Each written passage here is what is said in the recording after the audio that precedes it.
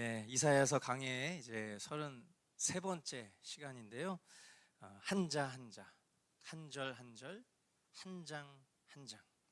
이사야 28장 1절부터 13절까지 말씀 가지고 오늘 하나님 말씀 전하도록 합니다.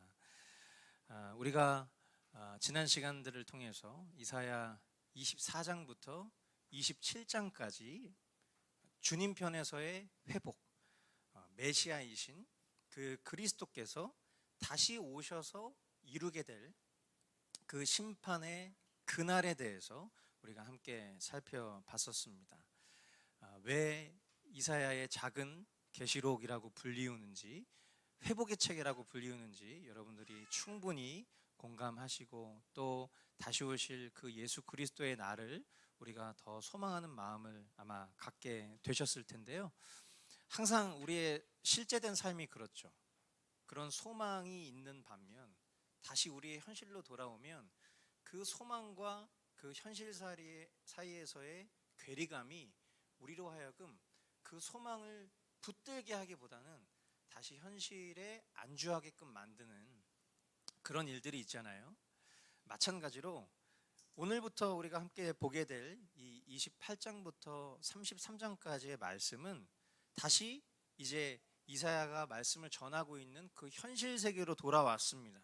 그리고 또다시 그 이스라엘이 얼마나 하나님 앞에 부패한 삶을 살아가고 있는지에 대해서 맹렬히 꼬집고 있는 그런 내용인데요. 말씀을 전하는 자가 늘 항상 이런 본문을 만나면 아주 불편합니다. 하지만 듣는 이는 더 불편하겠죠.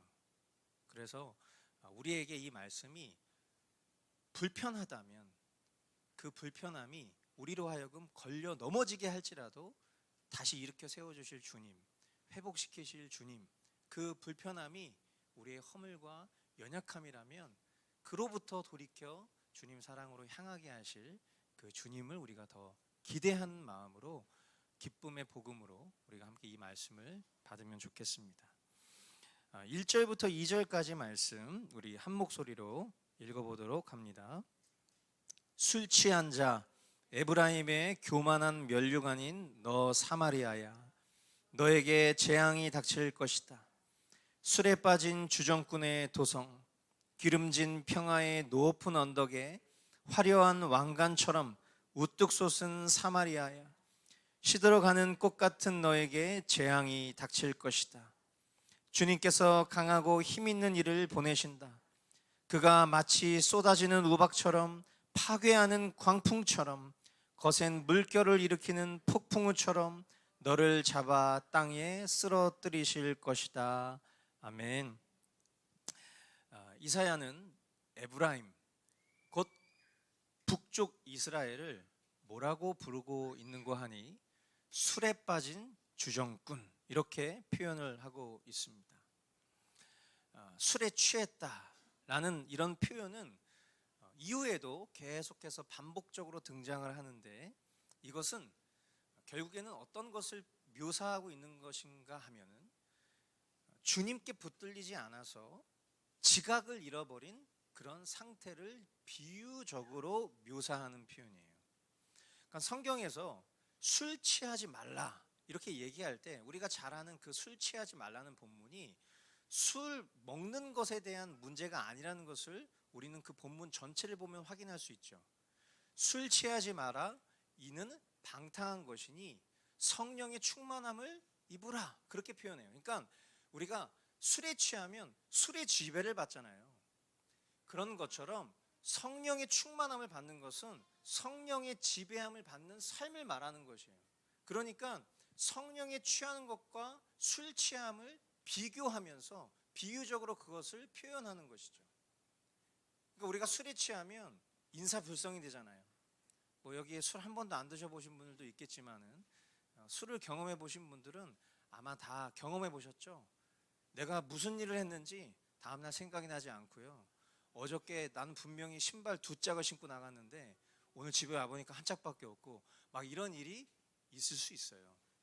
저를 그렇게 정죄하는 눈으로 보지 마시고, 그런 것처럼 지금 성경은 술에 취했다라는 표현을 통해서 하나님께 속하지 않은 채 지각을 잃어버린 그런 상태를 계속 경고할 때 쓰는 표현이라는 것을 여러분들이 착안하시고 말씀을 계속 보시면 됩니다. 자, 이렇게 술에 빠진 주정꾼이 바로 북이스라엘의 상태라는 것이고, 더 나아가 이 구약 교회인 이 이스라엘은 화려한 왕관처럼 본문에 기록되어 있는 바대로 상당한 그런 물질적인 부요와 또 힘과 영광을 누리고 있었던 상태였다는 거죠. 그런데 그런 그들이 마치 술에 빠진 자들처럼, 주정꾼처럼 그렇게 교만한 모습으로 지금 아주 심각한 죄 가운데 놓여져 있음을 이사야가 비유적으로 표현하고 있는 것입니다. 이런 교만하고 심판 목전에 놓여져 있는, 지각을 잃어버린 이 북이스라엘 앞에 하나님의 엄중한 심판이 어떻게 예고되고 있는고 하니까 마치 쏟아지는 우박처럼, 파괴하는 강풍처럼, 거센 물결을 일으키는 폭풍우처럼 임하게 될 것이다, 그렇게 예고하고 있는 거예요. 이와 같은 하나님의 폭풍 같은 그런 심판이 어떻게 이루어질 것인가? 본문에 보니까 주님께서 강하고 힘 있는 이를 보내신다, 이렇게 표현하고 있어요. 하나님의 엄중한 심판의 도구로 하나님께서 강하고 힘 있는 이를 보내시는데, 그것이 어디냐? 그것이 바로 우리가 잘 알고 있는 아시리아를 보내셔서 심판하실 것을 예고하고 있는 것이죠. 하나님의 이런 인과관계를 우리가 알지 못하면 그냥 눈앞에 보이는 현상만 바라볼 수밖에 없는 게 연약한 우리의 형편 아니겠어요? 역사적으로 이와 같은 심판의 경고가 실제적으로 이루어졌잖아요. 그랬을 때 하나님의 엄중한 심판을 미리 알고 있었던 사람들은 아시리아의 침공을 통해서 하나님이 선제적으로 예고하셨던 그 심판이 이루어진 것이구나 라고 빨리 깨닫고 회개하는 자리에 놓여져 있겠지만, 그렇지 않은 자들은 그냥 외세의 침공을 받았구나, 이렇게 여긴다라는 거예요. 하나님이 우리의 생사화복을 주관하시는 분임을 믿는다면, 우리의 삶 가운데 일어나는 아주 작은 일조차도 하나님이 허락하시지 않으면 절대 이루어질 수 없다라는 것을 우리가 인정한다면, 오늘 이 말씀들을 통해서 우리는 다시 한번 하나님의 주권이 얼마나 위대한지, 우리가 그 하나님의 주권에 붙들린 삶을 살아가는 일이 얼마나 소중하고 가치 있는 일인지를 우리가 다시 한번 기억해야 한다는 것입니다.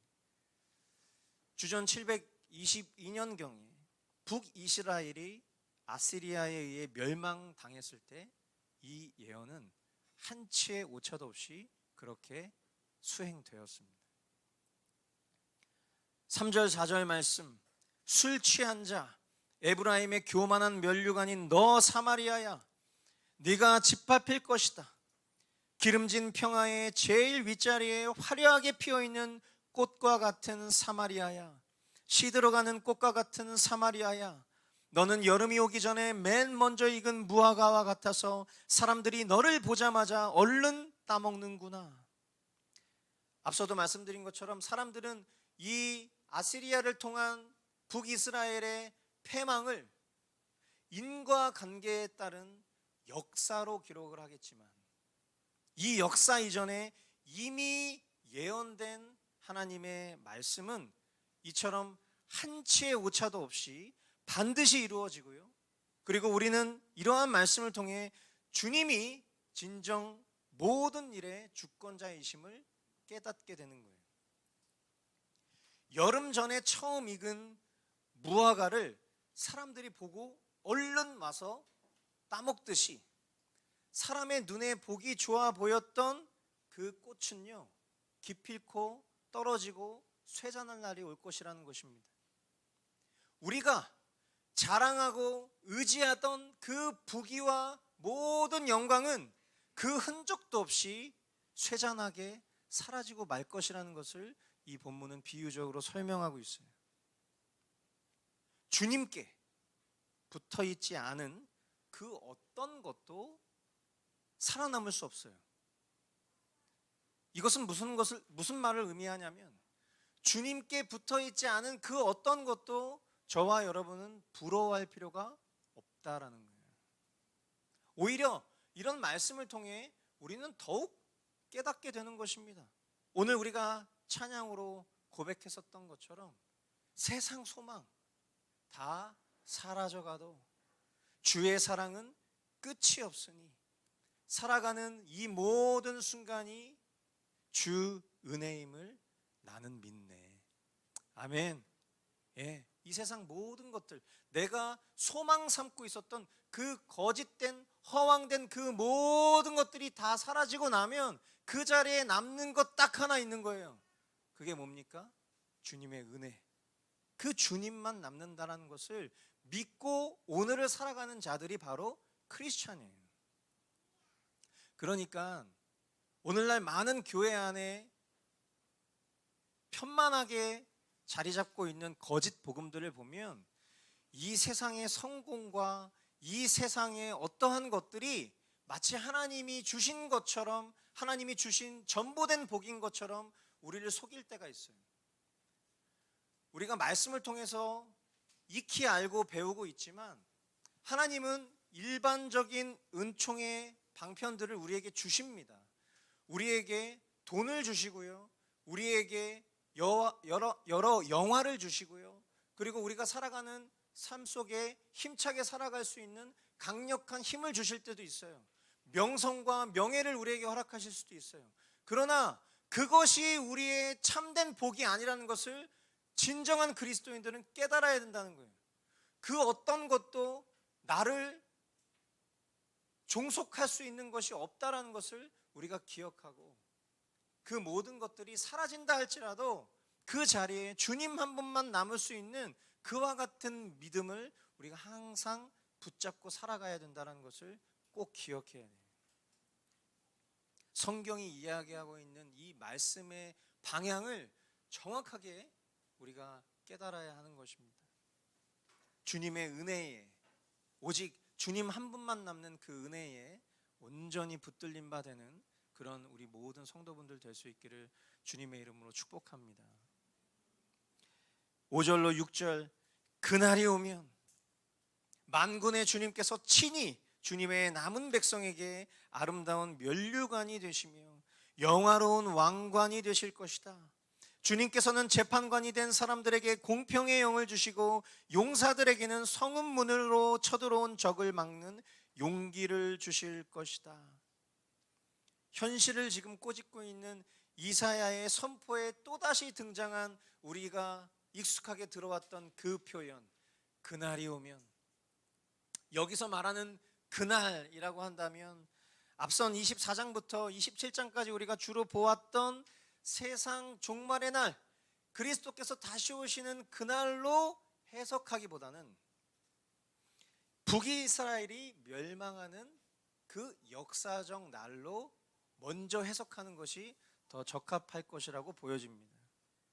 그리고 주님의 남은 백성들이 이 남유다의 백성들을 가리키는 것인데, 이것은 역사적으로 보면 북이스라엘이 멸망한 후에도 약 136년이라는 시간 동안 남유다가 건재했던 사건들을 우리는 통해서 이 말씀들이 어떻게 성취되었는지를 확인해 볼 수 있어요.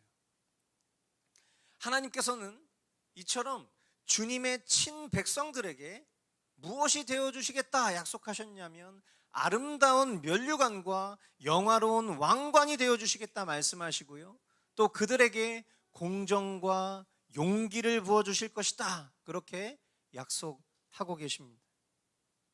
그리고 이것을 1차적 해석으로 이렇게 역사적 관점으로 본다면 이제 우리는 그 날을 다시 종말의 날로 해석을 해볼 수도 있겠죠. 저와 여러분들이 그리스도께서 다시 오실 그날 직전을 살아갈 때 우리도 이와 같은 약속을 받게 된다는 거예요. 주님이 우리에게 아름다운 면류관이 되어주시고요, 영화로운 왕관이 되어주시고, 그 어떤 불의로부터 고통받고 있었던 하나님의 백성들에게 공정 그 자체가 되시며 그 마지막 환난을 통과할 수 있는 용기가 되어 주신다. 할렐루야. 우리가 이런 말씀들을 통해서 우리의 소망이 현실에 집중되어 있다면 이 말씀을 통해서 다시 한번 이 우리의 소망은 영원한 것에 향해 있어야 된다는 것을 다시 교정하게 되는 것이죠. 주님께 온전히 붙들린 이들이라면 그 어떤 환난과 고난, 예수 그리스도 이름 때문에 받는 그 어려움의 시간들 속에서도 주님이 우리의 아름다운 면류관이 되시며 영화로운 왕관이 되시며 끝까지 우리가 불의와 타협하지 않고 우리의 믿음을 신실하게 지킬 공의와 용기를 주실 것을 믿는 것입니다. 아멘. 그러므로 날마다 우리가 주님과의 그 친밀한 교통을 살아간다면 우리에게 도래할 그날 우리에게 결코 두려운 날이 될 수 없는 것이죠. 오히려 너무나도 설레고 기다리는 날이 되는 거예요. 아, 주님 어서 오십시오. 예, 그 영원한 주님의 그 어린 양의 혼인잔치의 그날 우리 모두가 그것을 간절히 기다리고 소망합니다. 마라나타를 외칠 수밖에 없는 거예요. 아, 주님 잠깐만 좀 이따 오세요. 지금 제가 이루고 달성해야 될 목표가 아직도 남아 있다고요. 전 지금 제가 살고 있는 이 삶이 너무 좋습니다. 예, 주님 시집장가는 좀 가야 될 것 같아요.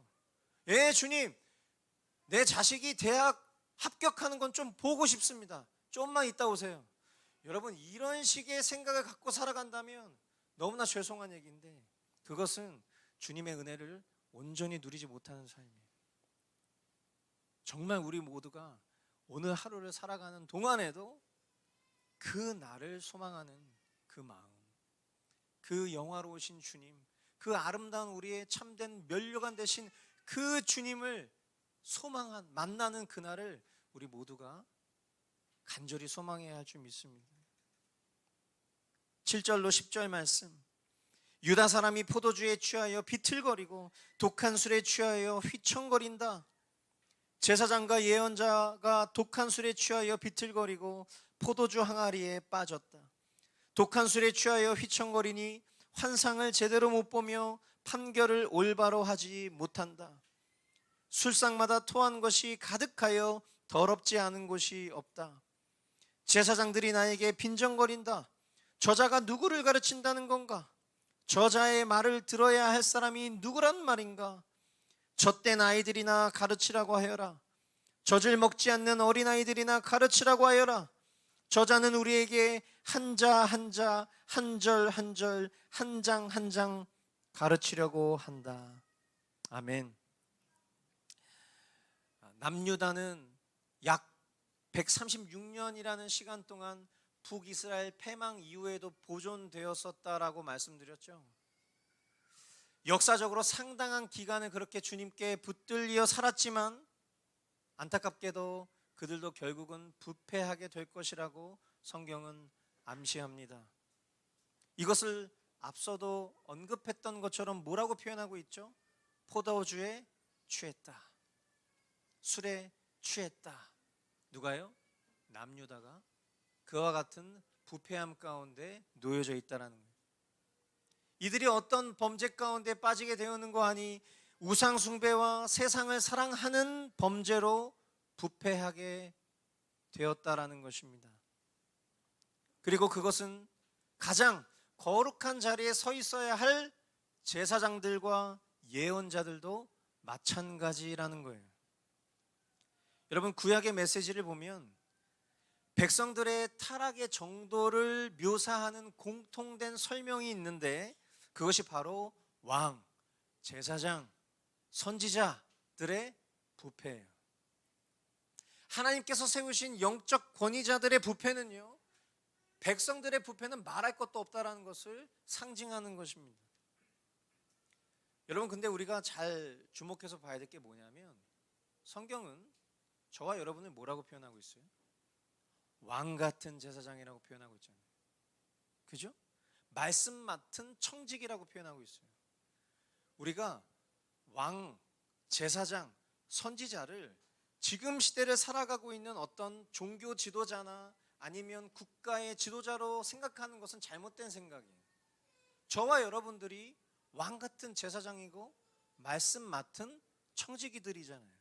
그러니까 이 말씀은 결국 무슨 말이냐면, 현실에 살아가고 있는 우리가 세상 가운데 속해 살아가고 있지만 우리가 그들보다도 혹은 그들과 똑같은 부패함을 가지고 살아간다면 이것은 너무나도 비통한 일이라는 것이죠.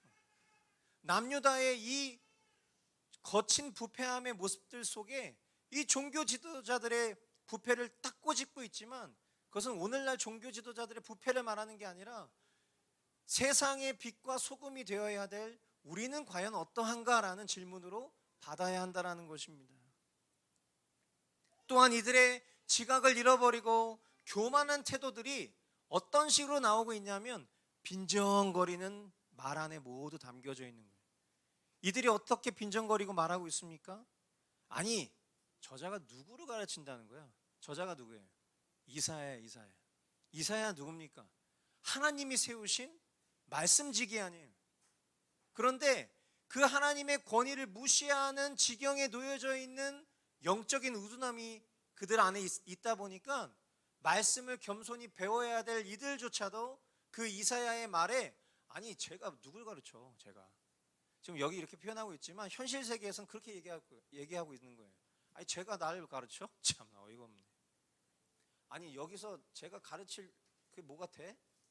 지금 이런 말이에요. 그러면서 젖된 아이들이나 좀 가르치라고 해. 그냥 애들이나 애들. 그리고 저자는 우리한테 한자 한자, 한절 한절, 한 장 한 장 가르치려고 하네. 이게 무슨 말이에요? 배우고자 하는 마음이 없는 거예요.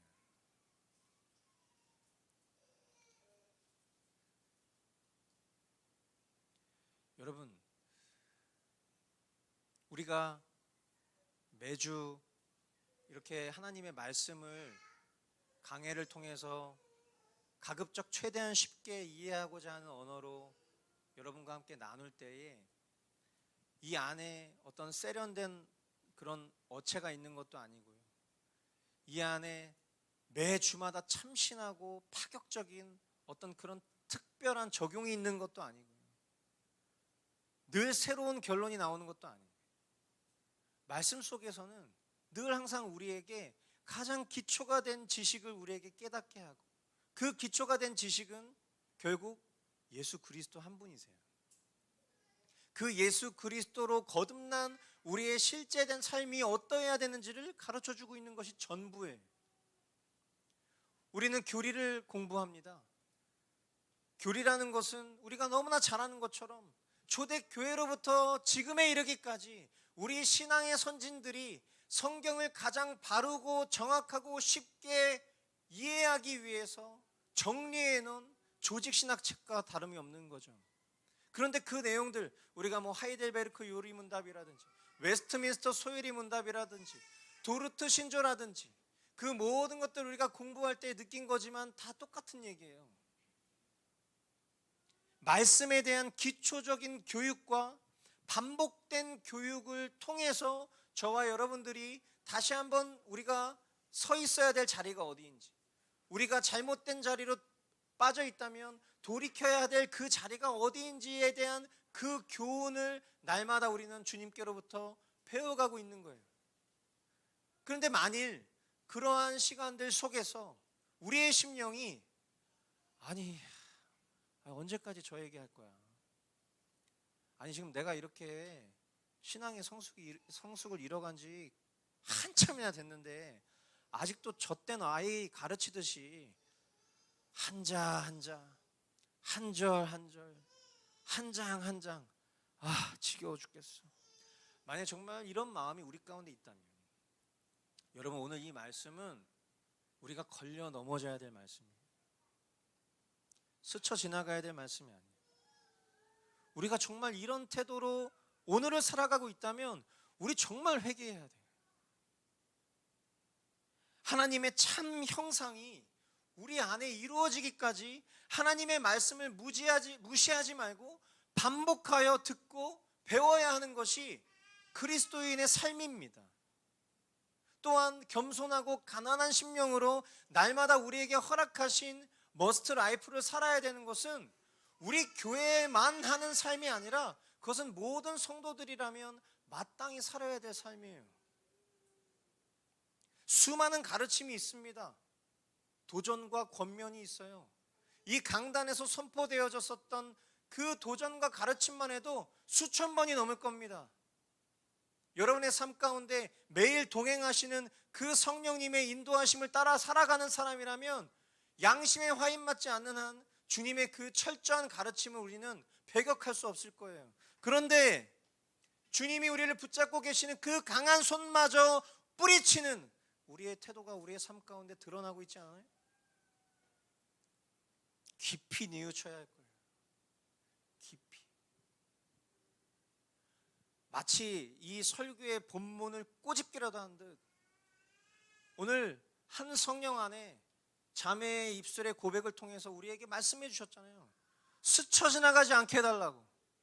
여러분 지금 이 말씀이 우리를 스쳐 지나가게 하려고 선포되는 말씀이라고 들으시면 안 돼요. 이 말씀은 우리의 심령을 정확하게 타격하고 있어요. 그래서 여러분 표적 설교라는 것은 당연한 거예요. 저와 여러분들이 표적이에요. 누구의 표적? 주님의 표적. 주님이 우리를 영원히 살리시기 위해서 일시적인 찔림을 주시는 것을 우리는 기뻐할 줄 알아야 돼요. 감사할 줄 알아야 돼요. 우리 주변에 있는 좋은 멘토들을 보세요. 좋은 말만 해주는 게 멘토가 아니에요. 때로는 정말 미안한데 나 정말 이 얘기 너한테 겸손한 마음으로 해주고 싶어. 너 이렇게 살았으면 좋겠어. 너 지금 그렇게 사는 거 정상 아니야. 여러분 이런 말 해주는 사람이면 요즘 세상 같으면 어떻게 해요? 세상에서는 손절해야 돼요. 바로 꼰대 소리 듣는 거예요. 근데 여러분 성경은 교훈과 책망, 경책과 권면 이와 같은 표현들을 통해서 우리를 회개하게 하시는 그 하나님의 방편을 말씀하고 있어요. 오늘 이 말씀이 딱 그런 말씀과도 같다고 생각해요. 정말 우리 마음 가운데 선포되어지는 말씀을 향해서 매일 우리가 서야 할 그 하나님의 말씀 앞에서 한자 한자 한절 한절 한 장 한 장 지겨워 죽겠어. 그렇게 안 해도 지금까지 잘 살았는 걸 뭐. 만약에 이런 마음이 있다면 여러분 이 남유다의 평강이 어떻게 무너지게 되었는지를 통해서 오늘 우리 안에 뼈저린 회개가 일어나기를 바랍니다. 그러므로 11절 주님께서는 알아듣지 못할 말씨와 다른 나라 말로 이 백성을 가르치실 것이다. 주님께서 전에 백성에게 말씀하셨다. 이곳은 평안히 쉴 곳이다. 고달픈 사람들은 편히 쉬어라. 이곳은 평안히 쉴 곳이다. 그러나 그들은 들으려 하지 않았다. 그래서 주님께서는 그들에게 말씀하신다. 차프 라차부 차프 라차부 카브 라카부 카브 라카부 제르샴 제르샴. 그래서 그들이 가다가 뒤로 넘어져서 다치게 하시고 덫에 걸려서 잡히게 하려 하신 것이다. 여러분 제가 이 말씀을 보는데 막 그랬어요. 너무 불편했어요. 여러분 이게 뭔 것 같아요? 이 말이 지금 무슨 말인 것 같아요? 여러분 지금 여기 저는 이거 보지 않으면 모르는 말이에요. 뭐 히브리어인데 저는 한국 사람이라서 잘 모릅니다. 차프라차부 차프라차부 카브라카부 카브라카부 제르샴 제르샴. 여러분 이거 무슨 말인 것 같아요? 여러분 제가 여러분을 히브리어와 헬라어로 설교한다면 여러분 좋으시겠어요? 여러분 제가 영어로 설교하면 좋으시겠어요? 우정 형제는 좋아할 수도 있죠. 다른 분들은 교회를 떠날 거예요. 여러분 우리가 하나님께로부터 말씀의 지도를 받는데 만약에 우리가 사용하는 언어가 아닌 전혀 알아듣지도 못할 외국어로 우리를 가르치신다면 여러분 그것이 복입니까? 저주입니까? 단순하잖아요. 그거는 저주예요. 여러분, 이사야에게 이 사람들이 뭐라고 말했어요? 지금 오늘 말씀의 제목, 한자 한자, 한절 한절, 한 장 한 장, 이 표현이 사실은 좋은 말이 아니었잖아요. 지금 나를 애 취급하네, 지금 이거예요. 빈정거리는 말로 그렇게 이사야를 향해서 쏘아붙인 거죠. 그런데 이 사람들이 이사야를 향해서 쏘아붙인 걸까요? 아니에요. 하나님을 향해서 쏘아붙인 거예요. 하나님, 성경 보는 거 중요한 거 압니다. 예, 오늘 설교의 제목 잘 듣고 그렇게 살도록 노력해 볼게요. 이렇게 하나님을 향해서 쏘아붙였던 그들의 항변을 하나님이 리스폰스 하신 거예요. 응답하신 거예요. 그들이 알아듣지 못하는 말로. 차프 라차부, 차프 라차부. 이게 뭐예요? 한자 한자. 카부 라카부, 카부 라카부. 한절 한절. 제르샴 제르샴. 한 장 한 장. 알아듣지도 못하는 말로 마치 그들이 하나님 앞에 쏘아붙였던 말을 중얼거리듯 내뱉으신 거예요. 하나님과의 교통이 있습니까? 없어요. 우리가 하나님 앞에 살아가는 이러한 태도로 하나님이 맞받아치신다면 우리 중에 그 누구도 살아남을 자가 아무도 없어요. 하나님은 분명히 그들에게 말씀하셨어요. 나는 너희들에게 참된 안식을 주고 싶어. 너희들이 진정한 안식 가운데 거하는 방법을 가르쳐 줄게. 그것이 뭐냐면 내 안에 거하는 거야. 하나님 안에 거하는 거야. 말씀 안에 거하는 거야. 그렇게 하나님이 가르쳐 주셨어요. 그리고 하나님의 사람들을 보내셔서 하나님의 말씀이 충만하도록 그들의 삶 가운데 선포되게 하셨죠. 그런데 그들은 그런 하나님의 말씀 가운데 거하기를 거부합니다. 그러면서 한다는 말이 비아냥거리면서 한자 한자, 한절 한절, 한 장 한 장 가르치려고 하십니까? 그런다는 거예요. 그런 그들을 향해서 하나님이 알아듣지도 못할 말씨와 말들로 차프 라차부, 차프 라차부, 카부 라카부, 카부 라카부, 제르샴 제르샴 이렇게 되받아치시는 거예요.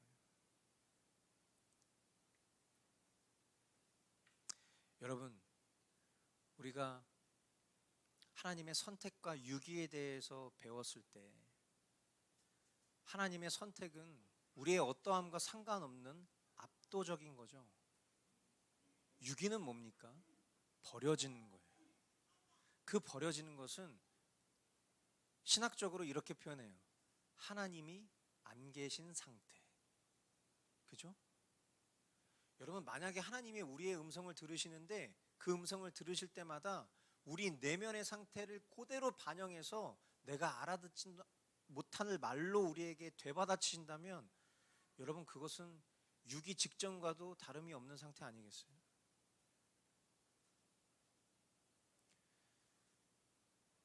여러분, 요즘 주님과 교통이 있으십니까? 우리 안에 실제하시는 그 성령님과 여러분 교제가 있으신지요? 말씀은 보고 계십니까? 그 말씀 속에 주님이 우리를 가르치시는 그 지도를 듣고 계십니까? 주님이 우리로 하여금 주님을 영화롭게 하는 것과 영원토록 즐거워하는 것이 우리를 만드신 목적이라 하셨는데 우리는 과연 주님을 영화롭게 하며 살고 있습니까? 주님을 영원토록 즐거워하고 있습니까? 저는 이 말씀을 준비하면서 꽤 큰 충격을 받았어요. 그것이 저의 교만한 내면이 이 차브라차부, 차브라차부, 카브라카부, 카브라카부, 제르샴, 제르샴 이 문장을 읽는 순간 제 교만한 자아가 드러났기 때문에 우리 모두는 우리의 심령의 안정이 주님 말씀 안에 머물 때에 비로소 임한다는 것을 부정할 사람은 아무도 없을 거예요. 그런데 우리가 믿음과 실제가 너무나 다른 삶을 살고 있어요. 그리고 저 역시도 여러분 앞에 똑같은 은혜를 입고 살아가는 죄인이지만, 그러나 하나님이 목사로 세우셔서 그래도 조금은 그리스도를 닮아가는 그 모습을 더 드러내야 될 제가 성령님과 그 어떤 친밀한 삶을 더 보이지 못하는 그런 허접한 실제를 이런 말씀들을 통해서 조명하셨을 때 제 안에 참 통탄한 마음이 밀려오는 것을 부인할 수가 없었어요. 오늘 제가 여러분 앞에 전하고 있는 이 말씀은 우리를 불편하게 할 수 있어요. 일시적인 충격을 드리기 위해서 쇼하는 것도 아니에요. 그냥 이 말씀 그 자체를 여러분과 드러내어 나누고 있잖아요.